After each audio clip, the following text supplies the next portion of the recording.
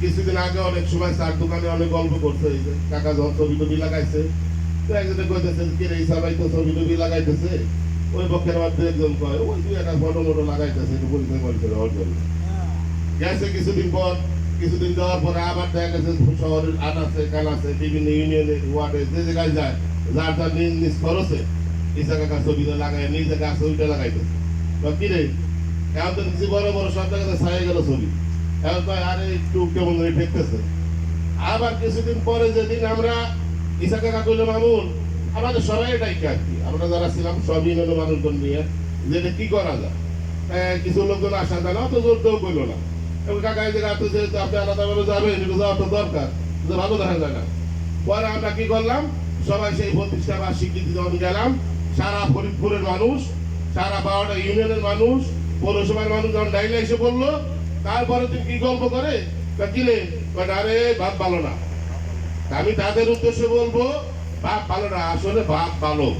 আপনারা আমি আপনাদের কৈজুরি সন্তান হিসেবে যতটুকু আপনারা আমাকে দিয়ে নেতৃত্ব দেওয়ান, যতটুকু খোঁজ খবর রাখি, আমি সেই বিশ্বাস থেকে বলতেছি আগামীতে ইনশাল্লাহ এই ফরিদপুরে ইসা চাচার বাইরে কোনো ধানের শীষ হবে না।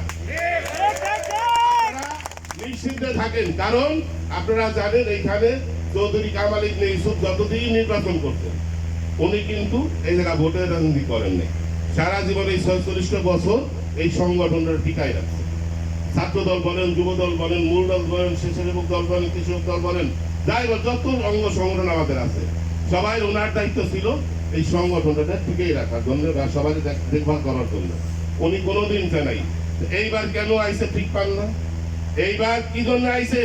কারণ দেশ নেত্রী বেগম খালেদা জিয়া এবং আমাদের ভারপ্রাপ্ত চেয়ারম্যান তাকে তার নির্দেশ এবং বলছেন ইচ্ছা তুমি যাও ফরিদপুরে কোতোয়ালি থানার প্রত্যেকটি ঘরে ঘরে ধানের শীষে সালাম পৌঁছে দাও। এবং আমরাও জানি এবং সেই সূত্রেই আমরা কৈজুরিবাসী ঐক্যবদ্ধ হয়েছি।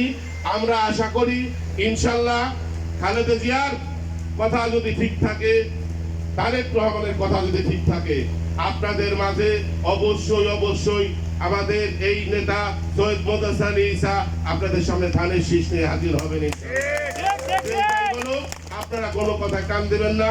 এবং আমরা এই কৈজুরি ইউনিয়ন থেকে, কৈজুরি ইউনিয়ন 9টি ওয়ার্ড থেকে বিপুল ভোটে ব্যবধানে ইনশাল্লাহ এই সৈয়দ মোদাস আলী ঈসাকে জয়যুক্ত করবেন। আপনারা অনেকক্ষণ যার জন্য বসে আছেন, যার মুখের দুটি কথা শোনার জন্য বসে আছেন, এখন আপনাদের সামনে বক্তব্য রাখবেন আমাদের আজকের এই